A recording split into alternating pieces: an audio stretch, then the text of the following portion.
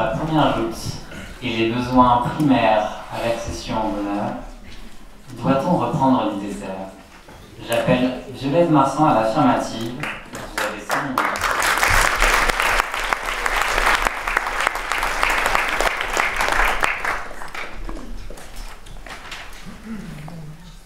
Chers membres du jury, cher public, chers contradicteurs, bonsoir. Quoi que puisse dire Aristote et toute la philosophie, il n'est rien d'égal à la gourmandise. C'est la passion des honnêtes gens, et qui vit sans gourmandise n'est pas digne de vivre. Non seulement elle réjouit et purge les cerveaux humains, mais encore elle instruit les âmes à la vertu, et l'on apprend avec elle à devenir honnête. Si Sganarelle vous ferait l'éloge du tabac, je préfère vous faire celui de la gourmandise. Je vais essayer de ne pas vous laisser sur votre faim, alors accrochez-vous pour la ronde des desserts, le buffet à volonté et le café gourmand.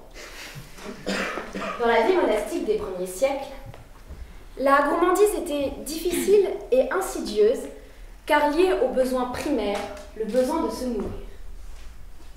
La gourmandise faisait fantasmer les moines de la première ère chrétienne, encore plus que la sexualité. En prendre 2 fois, ou y penser 2 fois, ça fait donc 2 fois plus de plaisir. Les 7 péchés capitaux, c'est un peu la tarte à la crème. Vous allez essayer de me rouler dans la farine en me disant que c'est une envie égoïste que de se resservir et que de succomber à la gourmandise. Cerise sur le gâteau pour moi, la gourmandise est un péché capital. Autrement dit, elle implique d'autres péchés tels que l'égoïsme, la cupidité ou l'envie. Mais pourtant, dans le premier chapitre de la Bible, il est dit que vous mangerez les fruits de tous les arbres du jardin. La première image qui est donnée d'un Dieu ici n'est pas d'un Dieu qui interdit, mais bien d'un Dieu qui encourage l'homme à se nourrir. Si Dieu a en effet créé de savoureux légumes, de beaux fruits et qu'il a créé l'homme capable de les accommoder avec art, ce n'est pas pour qu'il les regarde en salivant, en se contentant de racines dans le seul but d'assurer sa survie. La parole de Dieu est sacrée. Il est donc sacré de reprendre du dessert. Paul Bocuse y est également allé de son petit refrain. Gourmandise, ma très chère, m'amuse, que tu sois ou non un péché, je ne suis prêt à te renier. Pour te satisfaire, je veux bien aller en enfer. Être fouetté, saupoudré de punition, s'aplatir comme une crêpe, certes, ce n'est pas du gâteau. Mais finalement, est-ce que ça ne vaut pas le coup? Pourquoi ne pas aller faire griller quelques chamallows dans les flammes de l'enfer? Mon contradicteur, vous allez essayer sûrement de me casser du sucre sur le dos en refusant catégoriquement l'enfer contre le simple plaisir de se resservir. Mais la Madeleine de Proust aurait-elle pu exister sans reprendre du dessert? Cette odeur que tu stimules une fois deviendra ce parfum qui te ravivera des souvenirs la 2e fois. Reprendre du dessert, c'est donc bon pour la mémoire et c'est bon pour le moral. Et nous n'avons pas besoin d'en faire tout un plat et tout un dessert sur la minceur. Libérons-nous de ce diktat qui nous fait consommer des smoothies aubergines, concombres, maïs. Reprenons du dessert comme on nous chante et nous enchante. Artère bouchée, cholestérol, cœur ralenti, s'abstenir. Merci, vous n'êtes pas conviés au débat, puisque se resservir une pomme, qui est un dessert, ne fait pas appel à vous. N'est-ce pas? Et puis, soyons tous d'accord ici pour dire que l'amitié, c'est quand même la crème de la crème. Et peut-on aller à un dîner entre amis sans être poli? Et pour être poli, il faut reprendre du dessert pour éviter la phrase si célèbre « Il est pas bon mon gâteau ?» Si Maslow nous dit qu'il faut consommer selon nos besoins et non pas nos envies, je pense qu'il y a une nuance, peut-être, à cette pyramide. N'est-ce pas la transgression de cette base qui nous permet l'accomplissement des autres valeurs? Sans bon souvenir, Proust, peut-on être heureux? Sans politesse, peut-on créer du lien social? Sans amitié, peut-on être en sécurité? Je ne pense pas.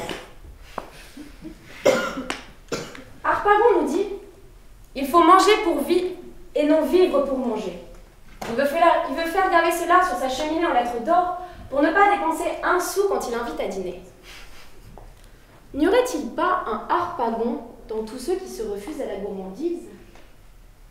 N'y aurait-il pas un péché plus égoïste en tous ceux qui refusent ce plaisir convivial? Et si je peux ajouter une dernière chose, je pense que vous devriez tous prendre un pain au chocolat, vous resservir pour vérifier que finalement la chocolatine est bien meilleure.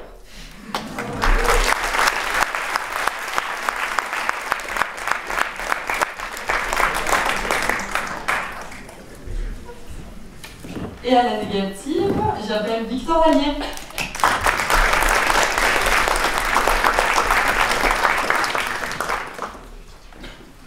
Fable de la Violette et du Victor. Maître Violette, sur son arbre perché, tenait à peu près ce discours qu'il fallait, selon elle, rajouter un énième dessert à son menu du jour. Maître Victor, au régime attristé, vint un jour la voir en trépignant, espérant que ce chef cuisinier lui donnerait un plat qui ne manque pas de croquant. Et bonjour, maîtresse Violette, que vous êtes jolie, que vous me semblez belle. Sans mentir, si votre parole se rapporte à ce qu'il y a dans votre casserole, mon régime s'estompera et je terminerai tout le plat. À ces mots, la Violette ne se sent pas de joie et court dans sa cuisine avec fracas, préparer à son convive sa magnifique tarte pomme-cidre. Or, une fois la première part ingurgitée, et malgré le fait qu'il ne soit pas totalement repu, Maître Victor ne voulut plus rien avaler. De cette tarte, il ne voulait plus, car une bouchée supplémentaire lui aurait coûté plus que ce qu'il aurait gagné. Il annonça à son hôte d'une voix claire qu'il en avait terminé l'addition, s'il vous plaît. Mesdames et messieurs, honorables membres du jury, chère Violette, bonsoir, merci pour votre écoute. J'espère, par cette petite mise en bouche, que vous avez compris que la gourmandise ne fait pas tout. Car prendre une deuxième cuillerée nous enlève la sensation exquise qui avait bercé notre bouche lors de la première fois. Ne pas vouloir reprendre du dessert, ce n'est pas dénigrer le meilleur moment du repas, qui est cette touche sucrée qui se situe juste avant le café et qui fait bondir nos papilles. C'est au contraire lui rendre tout son charme, toute sa splendeur, toute sa justesse, toutes ses saveurs.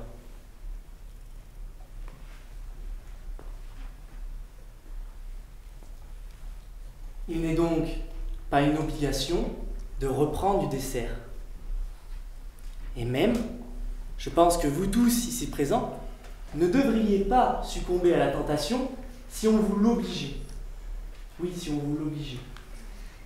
Car oui, le vice vient souvent de l'extérieur, pas de nous-mêmes.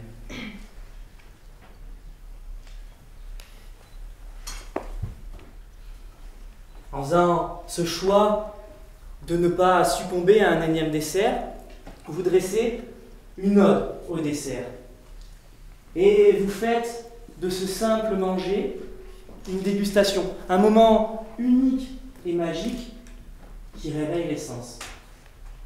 Reprendre du dessert, c'est prendre le risque d'être déçu.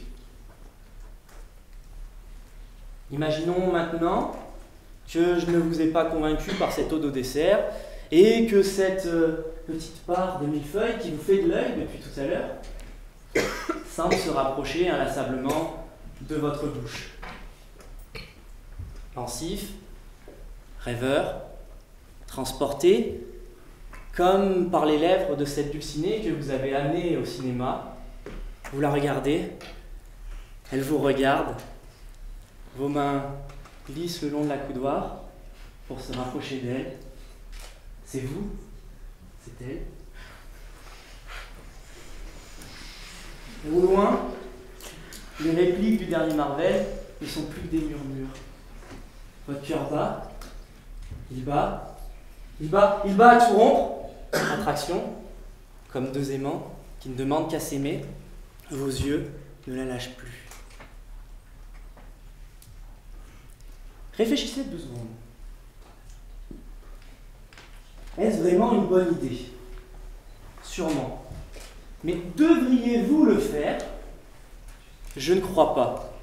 Car sous cette magnifique couverture se cache en réalité un magnifique démon qui va rendre difficile les jours, mois, années à venir et va vous forcer à prendre un abonnement dans une salle de sport dont vous ne voulez pas.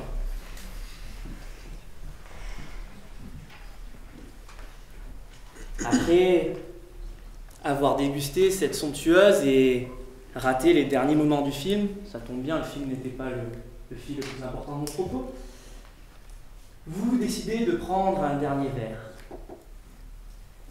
Après quelques tours de passe-passe bien maîtrisés, vous décidez de remettre le couvert. Et c'est en tentant une seconde prouesse que vous vous rappellerez la maxime de ce soir. Une fois, c'est bien. 2 fois, c'est trop. Merci.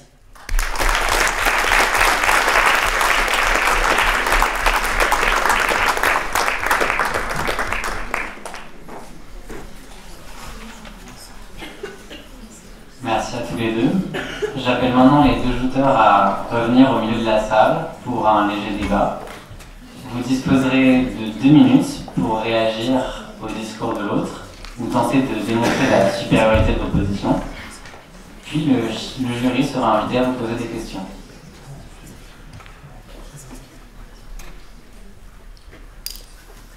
Je commence. À vous la main, ma chère. On peut très bien reprendre un dessert différent et avoir le même plaisir de la découverte dans le 2e dessert. Une tarte aux pommes après un gâteau au chocolat. Voyez-vous, quand on a eu un goût en bouche, prenons l'exemple d'un éclair au chocolat. Le goût du chocolat est coincé entre vos 2 dents, du fond là, bien au fond. Et vous savez, à chaque fois que vous passez votre langue entre ces 2 dents, vous ressentez à nouveau cet énième plaisir du chocolat. Et là, vous décidez, parce que vous êtes très gourmand et peut-être fin gourmet, de prendre une tarte aux fruits. Un fruit qui ne se marie peut-être pas du tout avec le chocolat. Et tout d'un coup, ce passage entre ces 2 dents devient très désagréable parce que vous avez à la fois ce goût de chocolat et d'une deuxième substance finalement qui n'apporte rien, qui ne sublime pas le chocolat. Vous êtes à la fois frustré parce que vous avez perdu le goût du premier gâteau et en plus parce que vous n'avez pas profité du second. Après, chacun ses goûts, mais le chocolat et les fruits, ça y est très bien, généralement. Et vous préférez donc garder votre satisfaction personnelle du meilleur dessert plutôt que de prendre la tarte de votre grand-mère qui l'a fait avec amour. Désolé, mamie.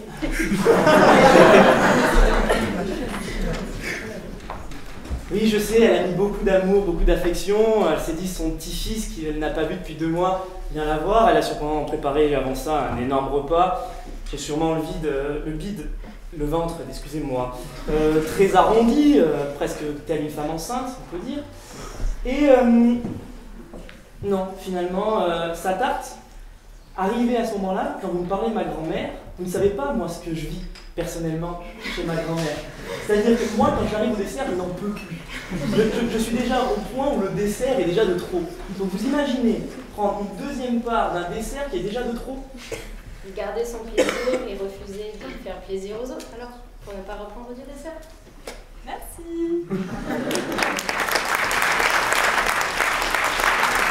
Par contre, vous pouvez rester et ça va être au tour du jury de vous poser des questions, que vous échappez pas si vite.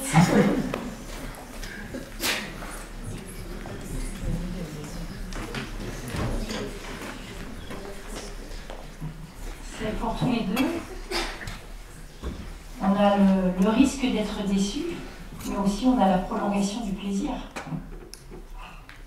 Alors j'ai envie de faire un parallèle avec le football. Quand vous arrivez aux prolongations, souvent ça va jusqu'au tir au but. C'est-à-dire que la prolongation n'apporte rien. On pourra arrêter le match à 90 minutes et savoir directement qui est le gagnant. C'est exactement la même chose qui se passe avec le dessert. Mais la prolongation peut se faire après le café qui permet de faire l'entracte. Ouais, mais dans ce cas-là, je vous conseillerais peut-être plus d'aller prendre une petite eau de vie du tonton qui est bien au fond de la cave pour faire passer le tout, parce qu'il faudra bien digérer. On a vu, il n'y aura plus de goût sur la bouche et on pourra donc reprendre un deuxième dessert. Et si vous avez plus le goût, vous ne profitez pas du dessert. Ce n'est pas un peu matcheux que de comparer quelqu'un de repu à une femme enceinte?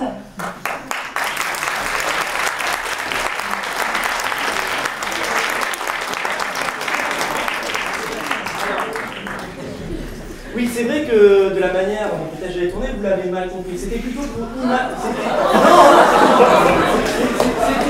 c'était pour imager la chose et montrer que ma pince était bien tendue.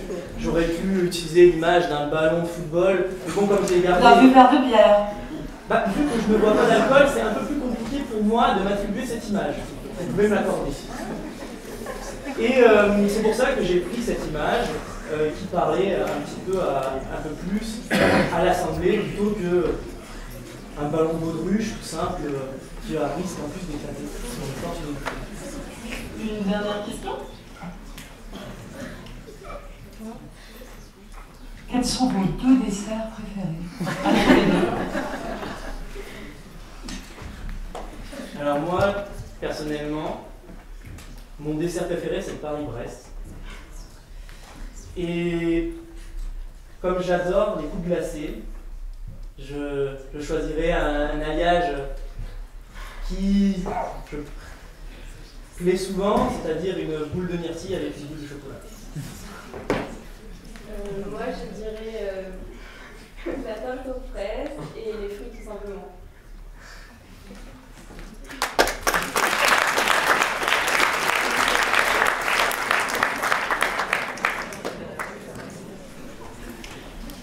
On me vient l'honneur de commencer pour la première joute, Violette Victor. Alors Violette, j'ai eu la chance de la voir le 6 mars. Je dois dire bravo, j'ai encore fait des progrès. C'était vraiment limpide, fluide, ta voix, ta diction, vraiment quelque chose d'assez exceptionnel. Victor, Coucou. pas mal du tout. Il est là-bas, pas mal du tout. Pas mal du tout. Et ta parodie de la fable sur le début, vraiment très très bien. Après, on s'est un petit peu perdu quand même. Ce que je noterai aussi, c'est le fait que tu es gourmand. Parce que tu as choisi 2 boules de glace et pas une seule. Allez, je... Donc en fait, vainqueur de cette joute, c'est Violette.